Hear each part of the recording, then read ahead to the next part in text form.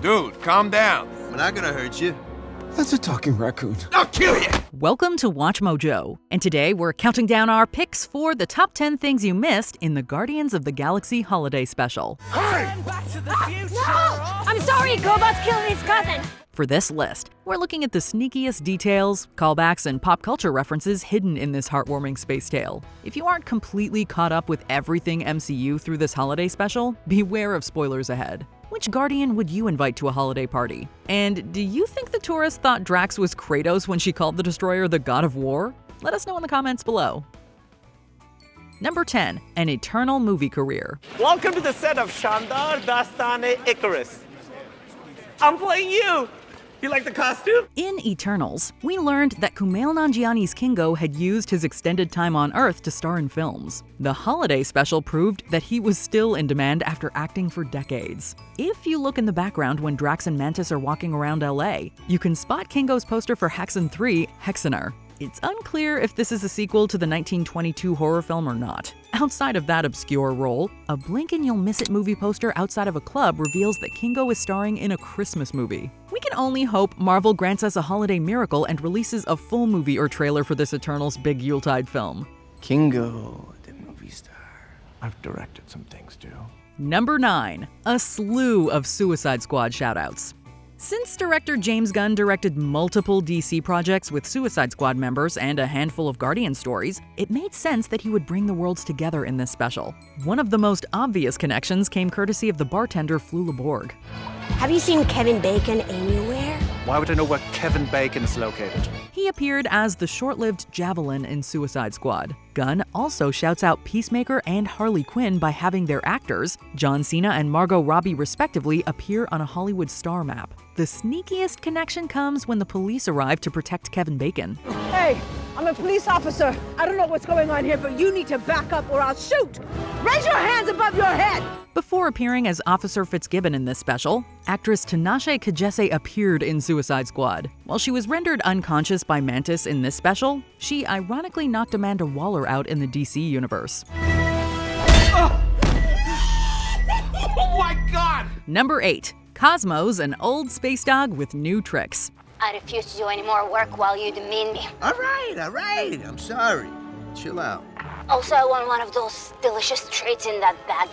After being teased in 2 Guardians films, Cosmo the space dog finally got to speak thanks to Borat 2 actress Maria Bakalova. Although she gives the cosmic pup a youthful voice, it's likely this canine is older than she looks. The comics indicate that Cosmo was originally sent into space sometime in the 1960s. Just like the Fantastic Four, some space radiation granted the dog special abilities. Cosmo, what use is telekinesis if you can't even aim? You want to do it? Do it! One of those benefits included a much longer lifespan than the typical canine. Since Cosmo will return in Guardians 3, we might get to hear more about the numerous decades she spent in space. She might be able to give her teammates some crucial knowledge about an old threat, if she isn't too busy decorating Groot. Come on, Groot! Groot ruined Christmas again. Number 7, a light reference to Hawkeye and dark callback to Iron Man 3. The lighthearted holiday special shares a great connection to the Christmas-themed Hawkeye thanks to Kevin Bacon. It's just some Christmas. While he's fleeing from Mantis and Drax, he jumps off his balcony and slides down a tree. Hawkeye himself did the same thing to get away from enemies in his series almost exactly a year before the special. Although this reference is easy to laugh at, the Guardians have a much more sobering connection to Iron Man 3. The clean slate protocol, sir? Screwed, it's Christmas. During Tony Stark's 3rd solo film, a man who exploded in front of the TCL Chinese theater nearly took Happy's life. The Guardians returned to the scene of this dark event in much happier circumstances. But Drax does continue the history of violence there by attacking that innocent GoBot actor. Number 6, clever cameos from a lawyer and a Joker.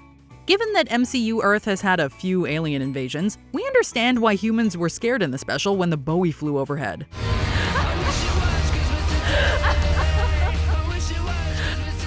Drax, why are they staring?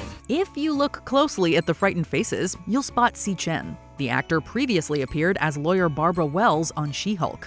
What's it like being a female lawyer? So special and empowering. I love it.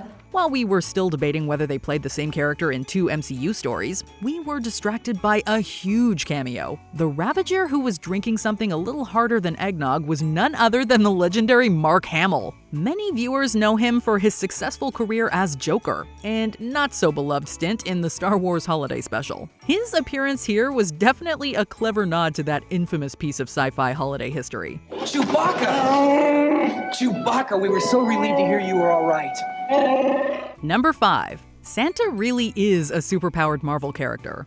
1, 2, 3, 4. Santa is a furry freak with epic superpowers. When you first hear the funny "I Don't Know What Christmas Is" song, all the lyrics might sound ridiculous. But Peter might want to take the lines about Santa a little more seriously. The band hints that Saint Nick has powers. He's compelled his creepy elves to do his every wish. One sought to be a dentist, now he's sleeping with the fish. In one Marvel story, the X-Men discovered there was a powerful mutant afoot around Christmas time, when they run into villains during their search. Santa Claus uses his abilities to warp reality and even teleport the X-Men. The fact that he effortlessly used his abilities on strong mutants like Wolverine and Storm proves he's powerful. We can only hope Santa stays nice and never becomes the naughty version we heard about in the special song. But if you're on his naughty list, he shoots missiles at your toes. He might just roast your chestnuts with his powerful flamethrower. No! He doesn't have a flamethrower. Number 4. Subtle nods to Peter's tragic past. What'd you do? What? What did you do? We got you Kevin Bacon as a present? You got me a human being as a present. There's a pretty solid reason Peter is initially so angry about Mantis and Drax forcefully bringing Kevin Bacon to nowhere from Earth. In Guardians 2, it was revealed that Yondu took a young Quill from the Blue Planet because it would make Star-Lord's father Ego happy. I compensated him generously, and to ease his conscience, I said I'd never hurt them. This captured actor incident probably felt a little too close to what Peter endured. Outside of the dialogue, there's a big visual reference to Star-Lord's origins. Bacon's house number is 1988. That is the exact year when Peter was abducted by Yondu and taken into space. So when Peter comforts Bacon about being displaced from Earth, we know Star-Lord is being completely genuine. Mr. Bacon, I am so sorry. This is really embarrassing. I know you're worried sick, and your family is too. We're gonna get you back home immediately. I am Groot. Number 3. Kevin has at least 6 degrees of superhero connections. Hello, I'm the Batman. Hello, I'm Bruce Wayne. It turns out the MCU can connect to multiple superhero universes through Kevin Bacon alone. Since he appeared in this special with Flula Borg and Mark Hamill, he's 1 degree away from both the DCU's Suicide Squad and DCAU Joker projects. Bacon also appeared in a short about Batman with actors like Jensen Ackles, Stephen Amell, and Burt Ward. My mother, knowing nothing about it, told me that I couldn't watch it. I think she thought it was too violent. This puts the MCU 2 degrees from Amell's Arrowverse, Ward's 1960s Robin, and Ackles as Soldier Boy in the Boys universe. But the biggest connection to another superworld through Bacon comes down to the fact that he played Sebastian Shaw in X-Men First Class. It's safe to say his role in that film was a bit more intimidating than he was in this special. We are the future of the human race. You and me, son. This world could be ours. Number 2. Hints at past and future Guardian storylines. Although it seemed like Thanos slayed the Collector during Infinity War, the special confirmed he survived. Yondu had a point. Ever since buying Nowhere from the Collector, we don't have time for trivialities like Christmas. The special resolved another Infinity War plot by having Rocket get the arm that he offered to pay Bucky for. Thanks to the holiday story, we know why Yondu collected trinkets in Guardians. But the special raised questions about Mantis and Kraglin. That is a device for controlling a flying arrow, but I ain't quite got the hang of it yet. Even though the Ravager's been trying to command the arrow for years, will he master it before Guardians 3? Putting his issues aside, the reveal from Mantis that she's Peter's sister was heartwarming and huge. If she managed to survive Ego's wrath, is it possible that she and Star-Lord have another sibling that will pop up in the next installment? He is my father, too. Wait, so does that make you my sister? Before we continue, be sure to subscribe to our channel and ring the bell to get notified about our latest videos. You have the option to be notified for occasional videos or all of them. If you're on your phone, make sure you go into your settings and switch on notifications. Number 1. The holiday special mirrors Santa Claus Conquers the Martians. But Santa Claus, you will never return to Earth.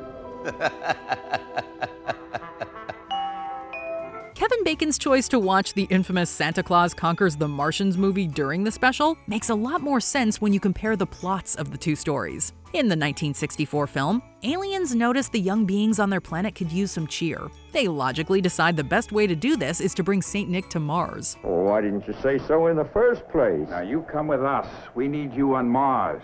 Unfortunately, this puts Santa in mortal danger multiple times. Just like St. Nick, aliens wanted to take Bacon off-world to make their leader happy. The actor also feels like his life is being threatened several times. Thankfully, both narratives have happy endings where everyone ends up safe. Maybe Bacon would have been less stressed if he remembered how an identical story ended. Bye, Bacon. We love you, Kevin Bacon.